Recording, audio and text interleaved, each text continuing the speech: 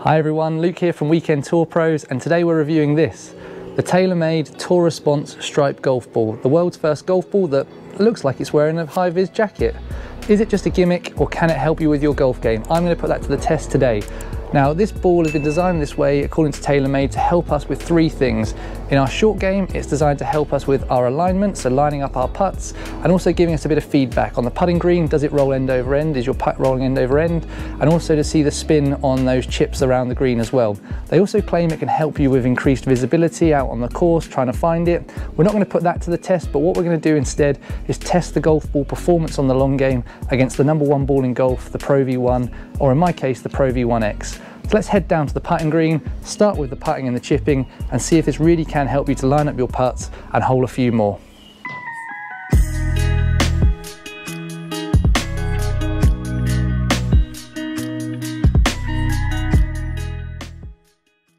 So just before I make my way down to the putting green, I just want to explain why I'm starting with the putting. Now, I've always been told that if you're doing a ball fitting, you should always start with your putter and then work your way up the bag. So see how it feels off the putter, see if you enjoy that feel on the short game. So we'll start with the putting, we'll then go to the chipping, then we'll make our way into the Trackman bay. Okay, so we've just set ourselves up with a little 6 to 8 footer here.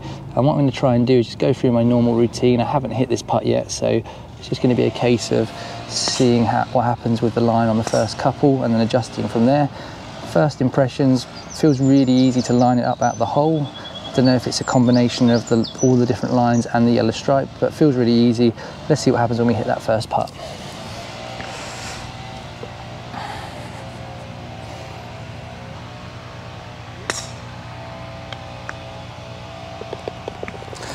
Definitely could see it rolling end over end there, guys, which indicates it's a good putt. So we've got that feedback, which is what TaylorMade are talking about. Hold the putt, which again, don't know if that's beginner's luck with the ball or just the ability that I've got to line this thing up. So I'm lining it up just inside the right edge, hopefully.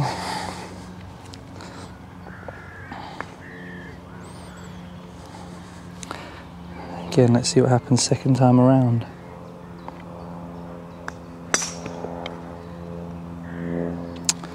Again, good putt, you can see it rolling end over end. Obviously as it takes the break a little bit, just turns a little bit. Just got to aim it a little bit more right edge.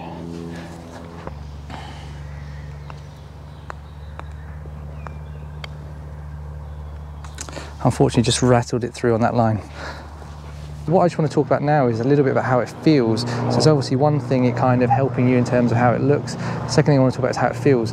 What I'm going to do to help with this is I've got a second microphone, so I've got a microphone up here. I do have a second one of these. What I'm going to try and do is put it right next to the ball, just on the outside edge.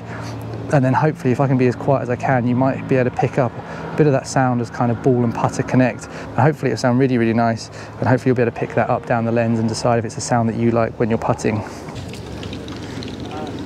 I'm hoping this works because it's something I've never seen before on a YouTube review, is that real close-up of the sound. So let's try and see if we can get it for you. I'm going to try and be as quiet as I can on the other mic.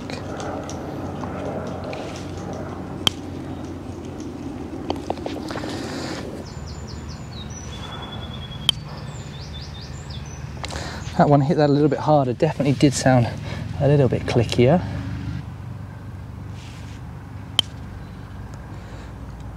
Just left that one short and low.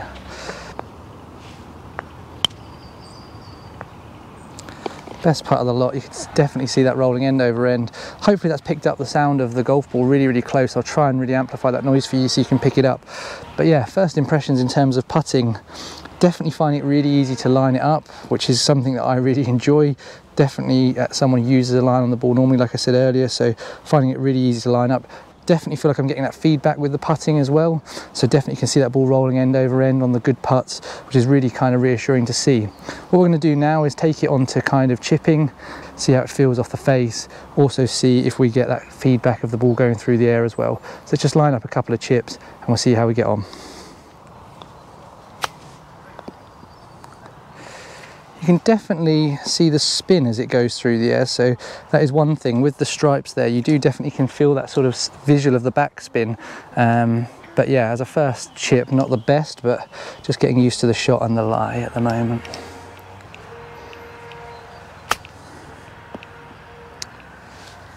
Yeah, again, you can kind of pick up on that second one there. You can kind of pick up the ball sort of spinning. You get that feedback of seeing it's spun up there, but not anywhere near as kind of visual or noticeable as compared to when you're putting.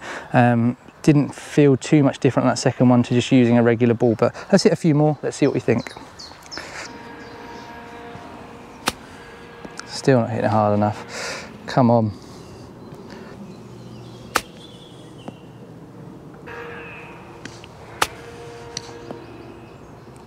Oh.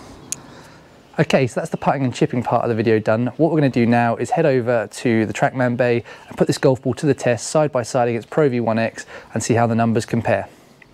Right, so I've just made my way to City Golf in Chichester. I'll put all of the links and the details to them below. I'm just going to show you a few clips of this little studio that James has set up here. Really, really cool little setup.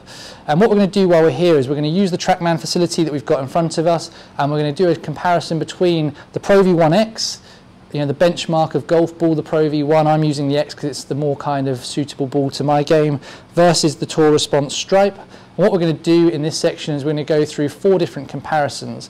We're going to start ourselves off with a 60-degree wedge, and we're just going to try and hit some partial chip shots, that sort of 10 to 15 yard, see what sort of numbers we get. We're then going to go to a pitching wedge, hit some full pitching wedges, see what numbers we get, carry on to a 7-iron, and then finally finish off with the driver. And what I'll try and do as I go is I'll show you some of the shots, talk you through some of the numbers as we see them. So let's get stuck into hitting these balls side by side and seeing what numbers we get.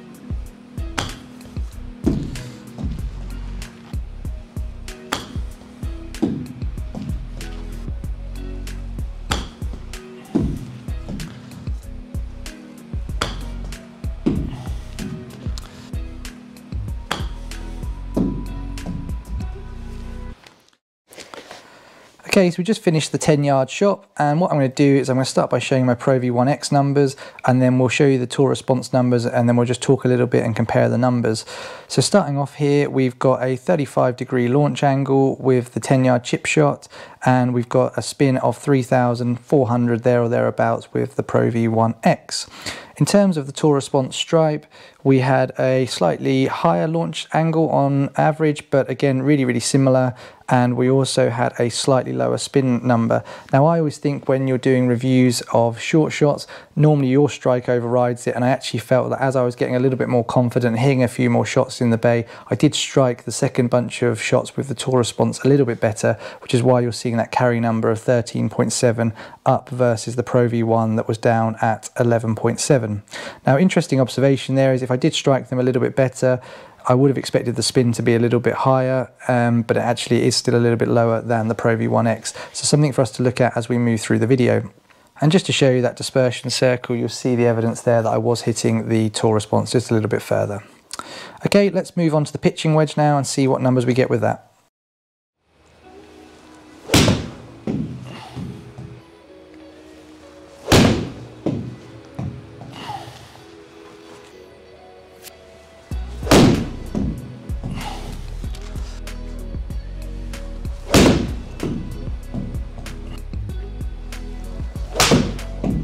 Call that a shade thin.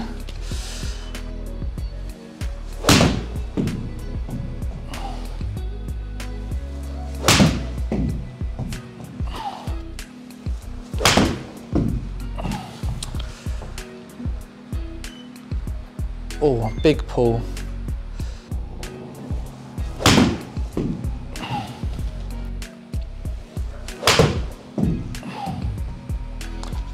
Hair thin.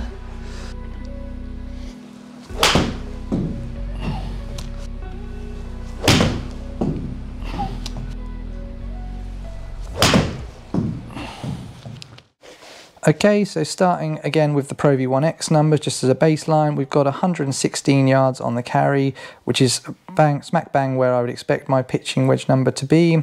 We've then got 7,171 on the spin on average, launching at 23.3 on average, and land angle, which I think is really important when you're hitting a wedge, 46.4. If we jump across to the tour response and do the comparison, initial thing that stood out to me straight away was the carry number was up. Now, we spoke about that with the 10-yard chip shot, but I thought that that was all to do with me and my strike. With the pitching wedge, we've definitely seen that the ball is going a little bit further, you know, 4 or 5 yards further through the air, which is a really interesting observation, something I'm keen to see how it progresses through the video. However, what we were seeing is that the spin number was down compared to Pro v1x, a good 800 revs down. So it'd be interesting to see if that would still, if we'd lose a little bit of control coming into the greens there.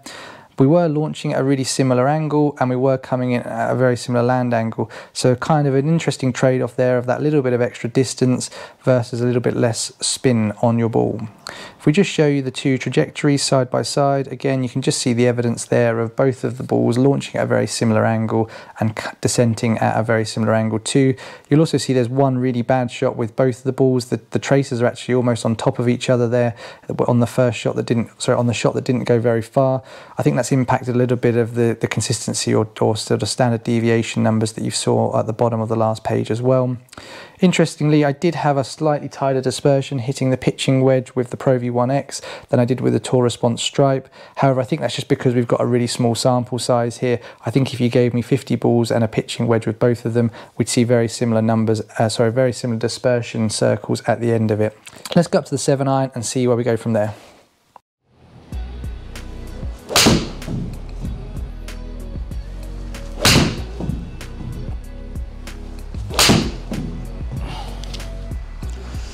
Poor strike.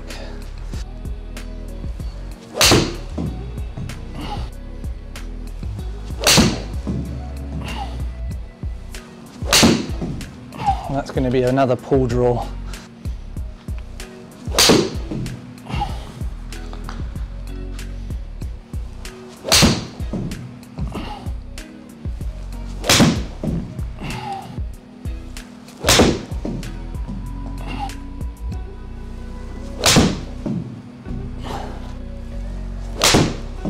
Caught that thin.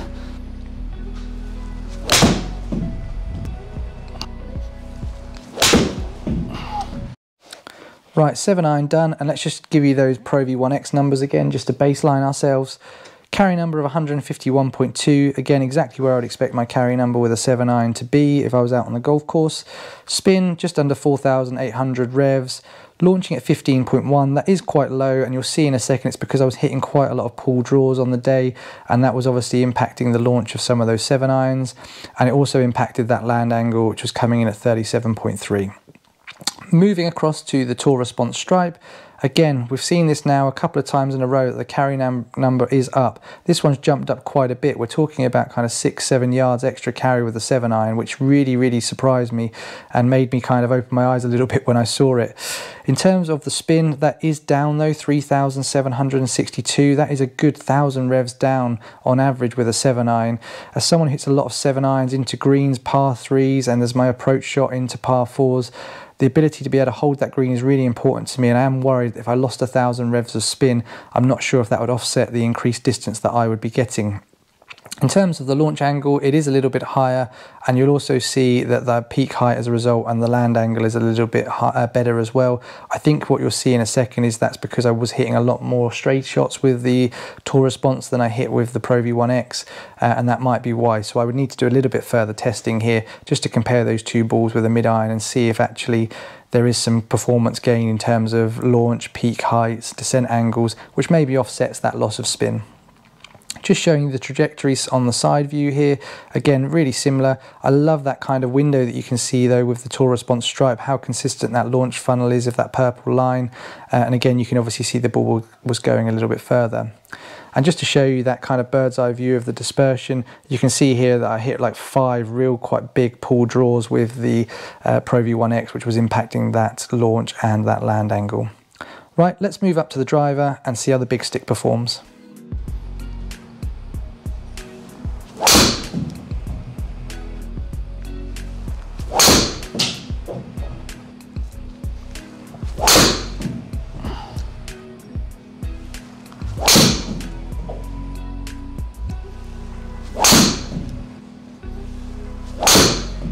that didn't sound very good.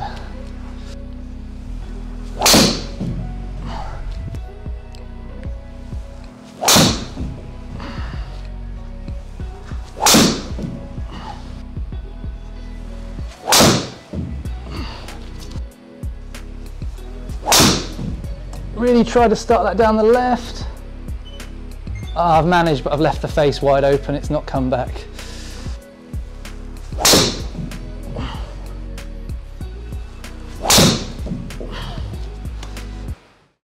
Okay, so let's just finish up by looking at those driver numbers. Starting off with the carry number here, 199.2 with the Pro V1x.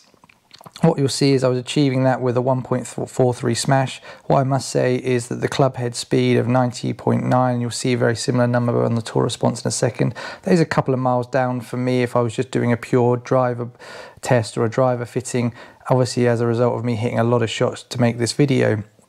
In terms of the launch angle, 12.7 and a spin of about 2,700. It seems that all the talk about driver these days is kind of optimizing launch and spin. So again, just interesting numbers if you know yours and what you're looking for to compare it to. If we then move across to the tour response, I must admit, like I say, I was getting a little bit tired towards the end and hit quite a few bad swings when I was doing this part of the video. So I did have to take a few out, which means we haven't got the biggest sample size here, but we'll still compare the numbers nonetheless. Interesting observation still though is that the kind of overriding thing we've seen at all of the clubs is there is a slightly different, slight increase in carry distance, albeit much smaller with the driver than we were seeing with the irons and the wedges, but it is still there. We do also see that the smash was up for me a tiny bit, again 1.43 by 1.44 isn't anything significant, but if we can all get a little bit more out from what we're putting in, why wouldn't we take it? And then just really similar launch number, 12.2 versus 12.7, and that spin what we've seen all the way through is a little bit lower when compared to the Pro V1x. Again, what I do is just show you this dispersion. You'll see real consistency in both again, but like I say, I did have to take quite a few shots out with the tour response stripe, where I just hit some that were completely off the charts and wouldn't have added any value to this data set. Right, we've reached the end of the ball by ball comparison, and we'll go back home and we'll give you our concluding thoughts and wrap up this video. Right, so we've reached the end of the video now, and I just thought I'd end with giving you my concluding thoughts and bring all those tests together and let you know what I think in summary about this golf ball. If we start at the putting, I really enjoyed it to putt with. I did find that personally it did help me, or at least gave me a bit of confidence that I was lining up my putts. I did really enjoy that feedback of seeing the stripe as the ball was rolling end over end and letting me know that I'd hit a good putt even if I had maybe picked the wrong line. So that is something that I did really enjoy, and it does make me think twice about giving this golf ball a go out on the golf course. In terms of chipping, didn't really get anything from that personally, and the way the ball's designed. Like I said in the video, I kind of got more out of how the club and the ball sound together and the kind of feel of strike than I do from actually seeing that bit of spin in the air. Again, if you did have preferred lies and you can line it up like you can with a putt, then maybe there's some benefit to it. But again, I don't think we should be picking our golf ball based on the hope that we get a preferred lie in the middle of winter. But what did really impress me is when we went into that long game and we took it into the Trackman Bay, I was impressed by how consistently it performed against the Pro V1x, and obviously all the great things that we hear about the consistency of that golf ball. And actually for me personally, with my swing speeds, I actually did find there was some performance where it outshone the Pro V1x, and it definitely, like I said, has given me some food for thought. I have got a dozen of these where I was given them to do the review. Thanks very much, Tony. You know who you are. Appreciate you sorting me out with those. And I definitely am keen to now take them out on the golf course and play with them and see how I feel using them out on the golf course, knowing what I now know about the numbers. Final thing I would say about it is, there's a question there, would you actually play this golf ball? Do you think you'd get a bit of banter or a bit of stick from your mates if you turned up and started using this golf ball out on the course? Now me personally, I think it's a bit of fun. I think it's a bit of a conversation starter. I wouldn't be embarrassed to play it if it actually made me hole a couple more putts and lowered my score. So I would give it a go, but I'd be really keen to hear in the comments down below if you would give this a go. Now, thank you very much for watching. If you do enjoy the video, I'd really appreciate you giving it a thumbs up. Really appreciate you subscribing to the channel. And I always want to hear your comments below on whether you've tested this golf ball or whether or not you would play it. Thanks very much for watching. Have a great day. Goodbye.